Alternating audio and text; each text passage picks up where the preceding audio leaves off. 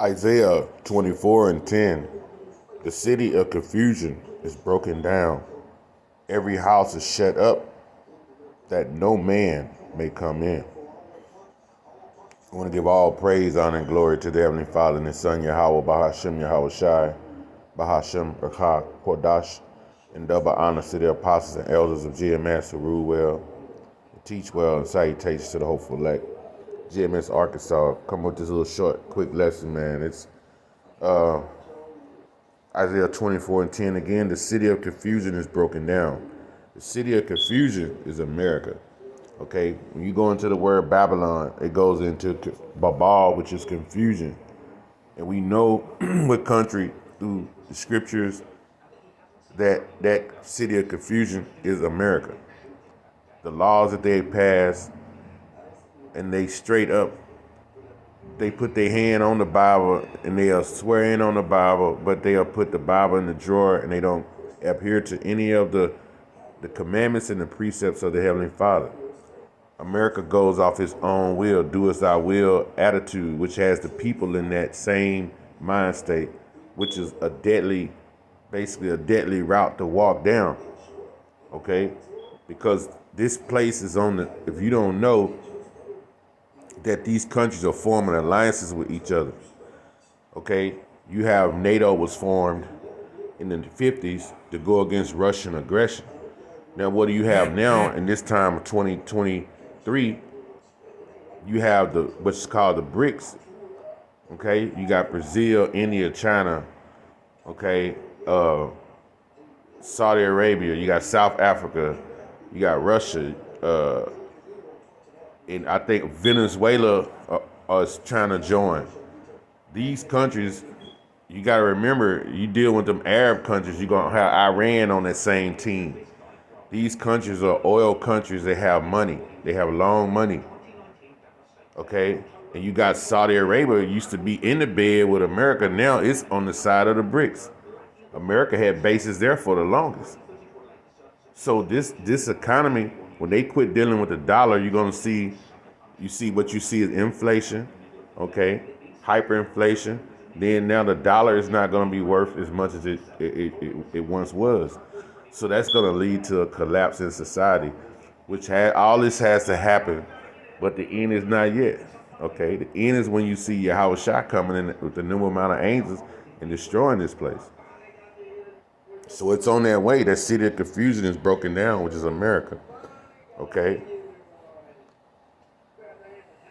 I truly believe that we're watching the breakdown of society, and that these wars that you're watching pop up all over the world is going to spread to become a global third world war, or we're going to see civil wars within our countries. Like, I really believe that there's a lot of actual physical conflict coming along with the energy shortages. There's a lot of things that are hitting that tipping point that you mentioned, and I believe it could tip at any moment. Debt is stealing from your future, and that's always assuming the future is going to be better than the present. If you have my mindset, I don't believe that to be true. Stay out of debt to get out of debt. Canada, I think we're poised to have ours online in 2025. That's a central bank digital currency. So we will no longer have dollars. We will have digital dollars that are programmable, which means governments can write the rules on how you're allowed to spend that money. And you'll not be allowed to save money. See, my self-reliance sounds selfish, but what's more selfish than not being competent when you are capable of being competent, choosing not to be competent, and you're the first one with your hand out when, there's a crisis. For most of us, like... See that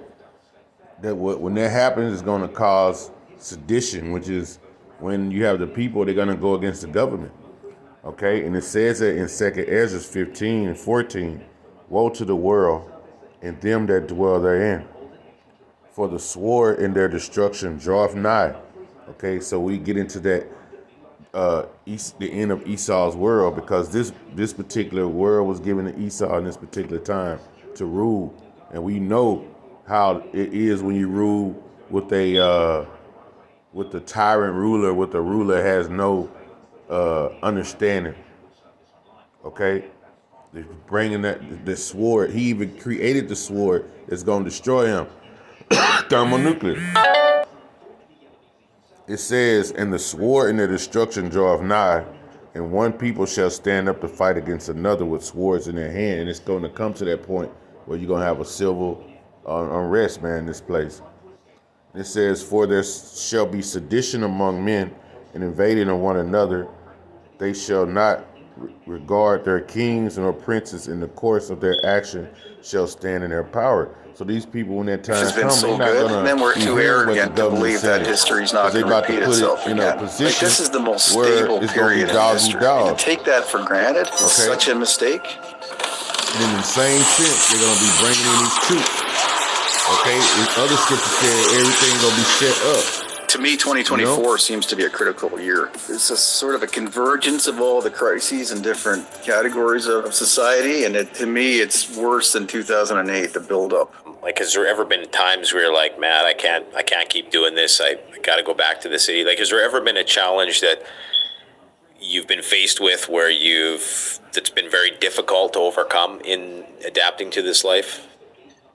Part of spending time in the wilderness with very little gear, for example, and building a business and then losing it all and then taking on such a massive debt personally. It's like, I know that I can go to zero, and now I know I can go way below zero, and it doesn't kill me.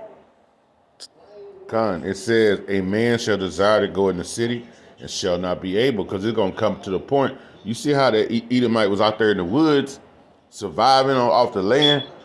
You better have some type of skills. You better know how to build a fire. You better know how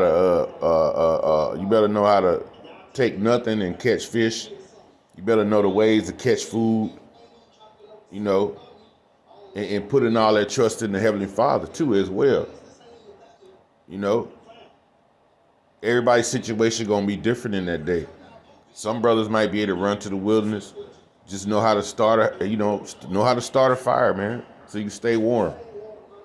You know, and I'm pretty sure that the Lord said, "Hope your flight don't be in the winter," because we know winter is a time where it's so cold, and then ain't no leaves on the trees, no vegetation, nothing to eat.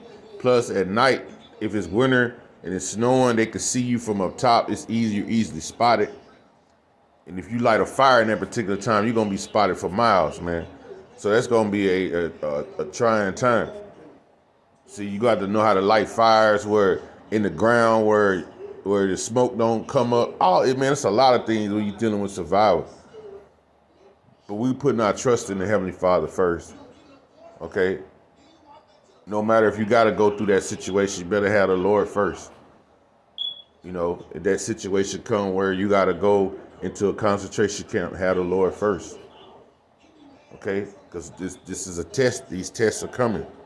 So, because I know that, I'm never fearful to take risks, but I also would never give up this because I could go to zero. I know I could build a cabin with my hands and live in that thing. I know I can hunt and fish and feed myself. And I get great joy out of doing those things. And I get great joy out of being a provider. I mean, I think every man who's ever provided anything for their family is very proud of that and feels satisfied when they do that. And I don't know how many people you've heard that, have grown something and then they cook that for their family or for guests, how proud they are that they provided a portion or all of that meal. Like, it's so satisfying that I can't imagine going back to a world that is secondhand. I went to the going back to a secondhand world. You finna be put in captivity. Because Esau is the end of the world, and Jacob is the beginning of that which follow it. Okay, let me show you 2 Ezra 6:9. It says, "For Esau is the end of the world," and he just said he can't see himself going back. But you finna get ready to go back into you finna go back to slavery. Okay, the way you prepping to live out the land, it's gonna be an end of that. You finna be basically brought into a captivity, man. Okay? With Isaiah 14. You see that? "And the people shall take them and bring them to their place, and the house of Israel shall possess them in the land of the Lord for servants, for maids, for handmaids, and they shall take them captives whose captives they were. They shall rule over their oppressors," man. Our oppressors is Esau. So this whole city of Babylon is about to be basically destroyed, man. And we're going into a time of Jacob's trouble, pursuing the Jeremiah 30:7. So with that, man, I was just sharing this quick video, man. Call Halal Yahweh Yahweh Bashem Al Shabbat Shem Karkadash. Shalom.